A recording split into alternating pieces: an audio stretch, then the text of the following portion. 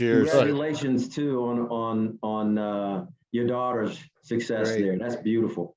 We'll be in touch. Yeah. Right. We'll see you. Right. Cheers. Bye-bye. Russ, let's finish Bye. up you and I. Yeah, sure.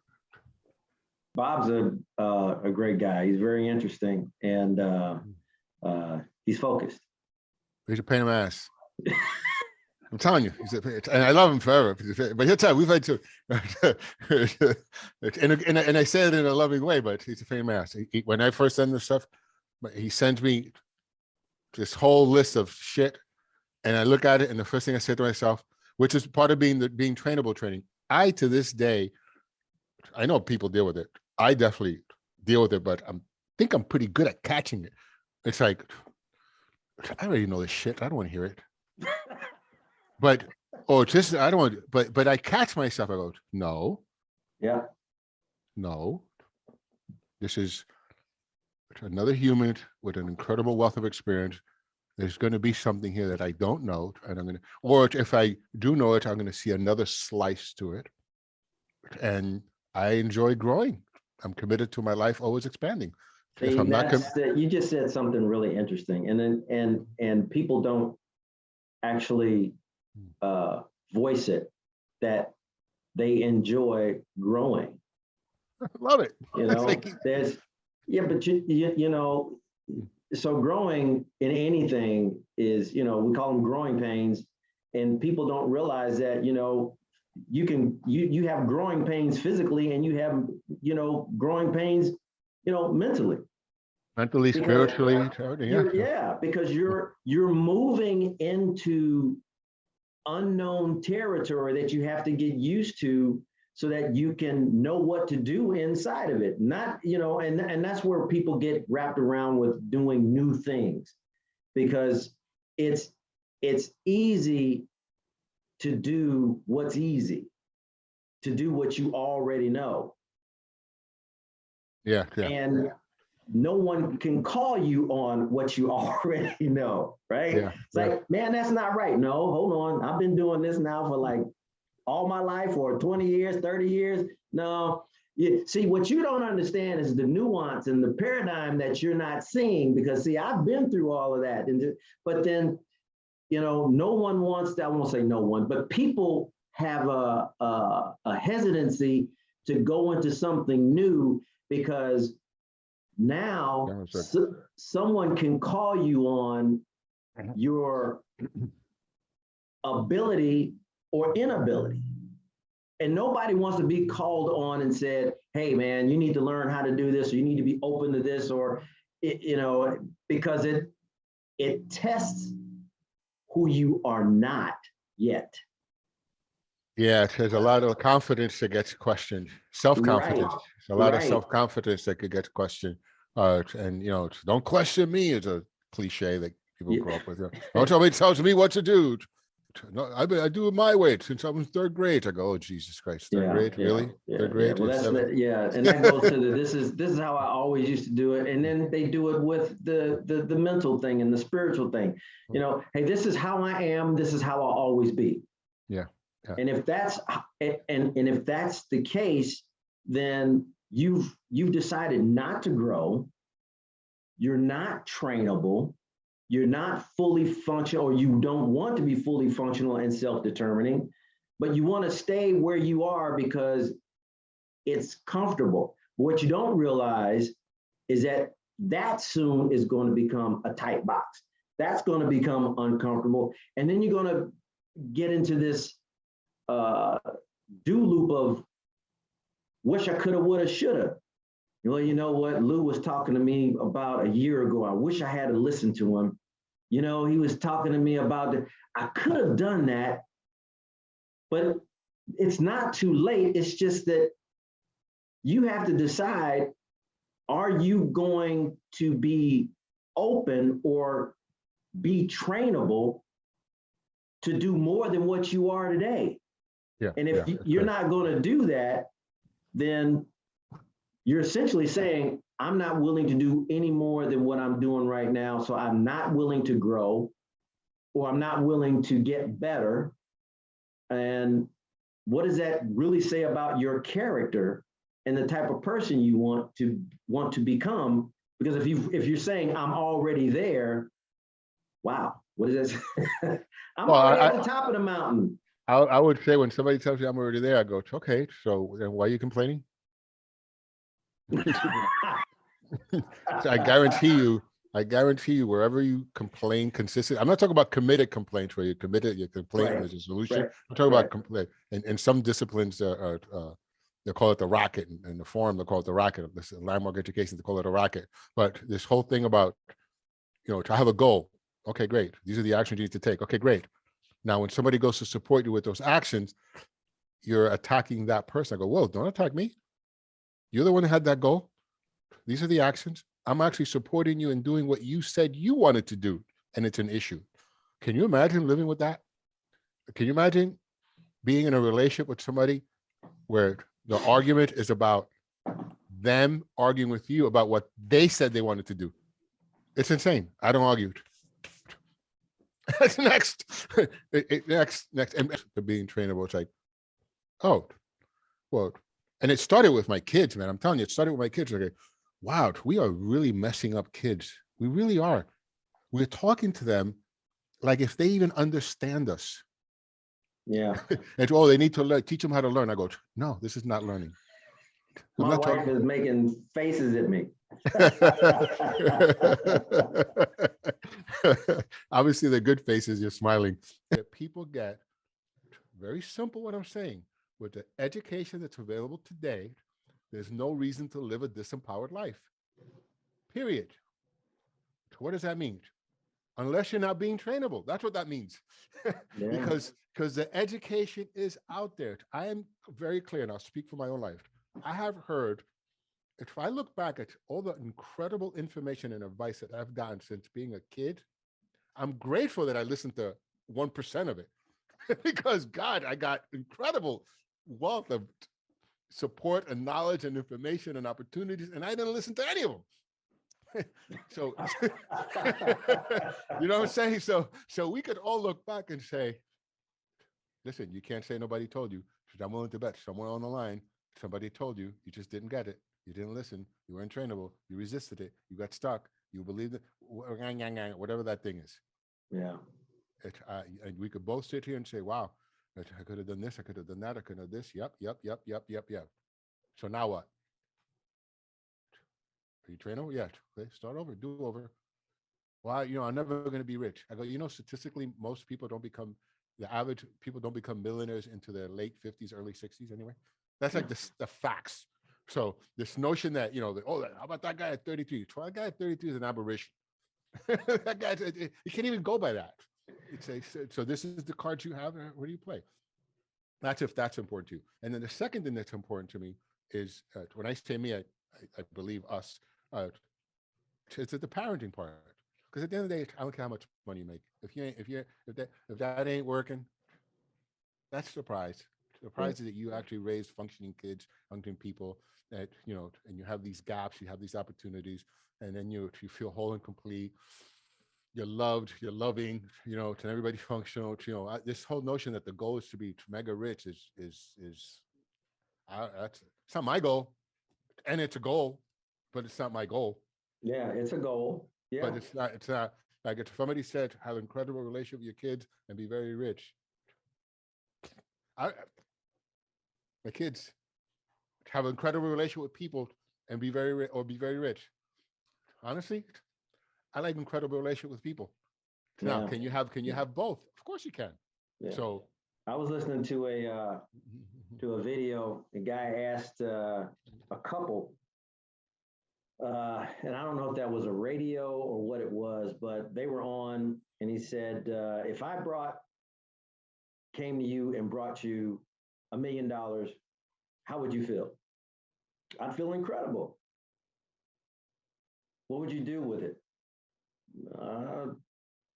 Just about anything I wanted. Okay, all right. So if I turn around and I brought you $10 million, how would you feel? Oh man, I'd feel, man, awesome, great, fantastic. I do a whole lot of stuff. I buy a house and buy all this stuff. Okay, so what if I brought you that $10 million And I said, here you go. And I just gave it to you. I just gave you $10 million.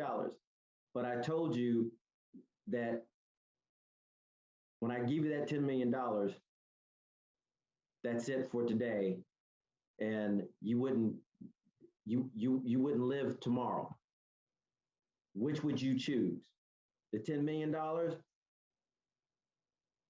or life? And he said, well, of course, I would choose life, man, because, you know, he said, so really their money is not all that important. You already got life, man. Yeah, because you're choosing life every single day. Yeah, beautiful, beautiful. So that's ultimately what's possible here. The training exists. I try to make it clear too. And when I speak to other coaches and other consultants in the world, I go, because people get defensive. I go, dude, I am very clear what we created here. What's expanding here is an opportunity to expand all these other disciplines that are out there, all the other coaches that's out there, all the other resources that are out there, all the other forms of career opportunity. Like, again, the VA offers a lot, but if you don't know how to take advantage of that video that you're watching, you say like a list of videos. Yeah. It's yeah. there. That all they say is, yep, I watched all the videos, and where do I sign out at? Sign out. That's funny, but yeah. unfortunate. Yeah. But there's wealth of resources in there about medical, about community, about education, and where to go, who to talk to, and if you run into some problems, because the whole point of the TAP program is no soldier, no airman, no Navy, no Marine ever leaves the service on the path to homelessness, on the path of unemployment, on the path of living in mom and dad's basement, on the, you know, or sleeping, you know, from couch to couch.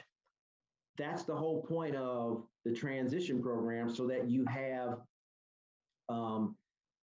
information, whether it's statistical information. They give you a couple of websites that you can go to and match your current military occupation with a civilian occupation, and how that matches, and how you can seamlessly go right into it without having to do more training.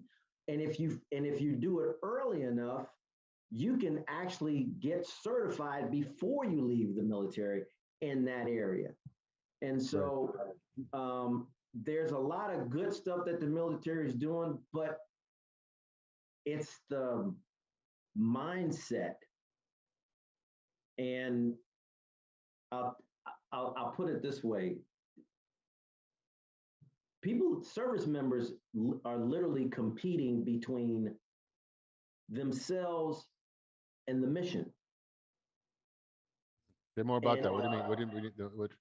That's interesting. So the military, the Army, I'll speak with the Army. So the Army says that the mission first, people always, right? Well, they've recently trying to change that, but the mission comes first. And so you're in uniform to do the mission.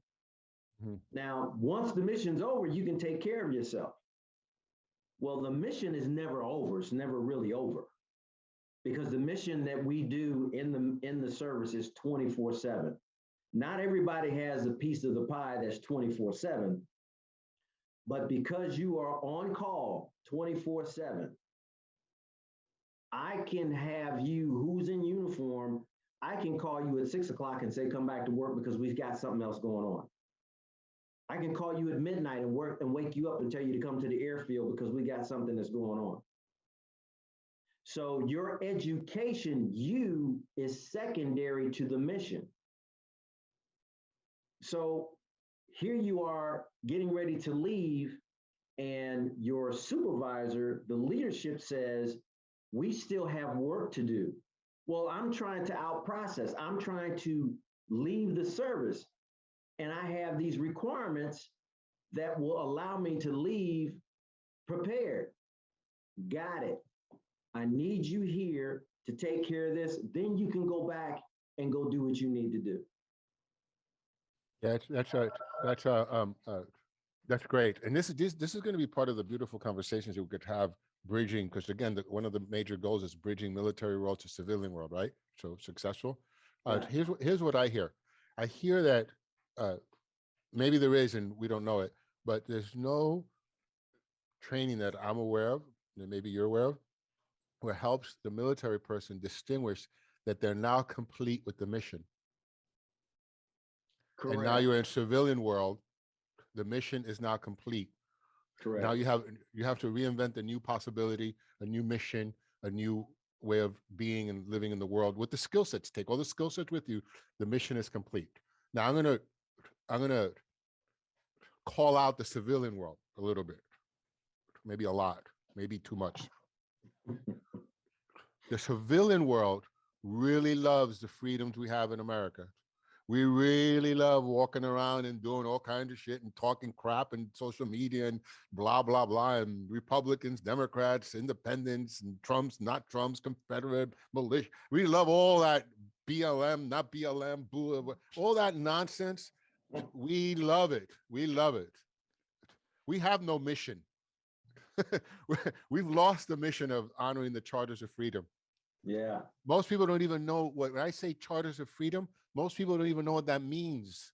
I'm not going to define it now. So hopefully somebody listens to this, they could go read it, go figure it out. So you guys are in the military ensuring your mission that the life that we have over here stays in existence at levels that we have no idea. Most people have no idea.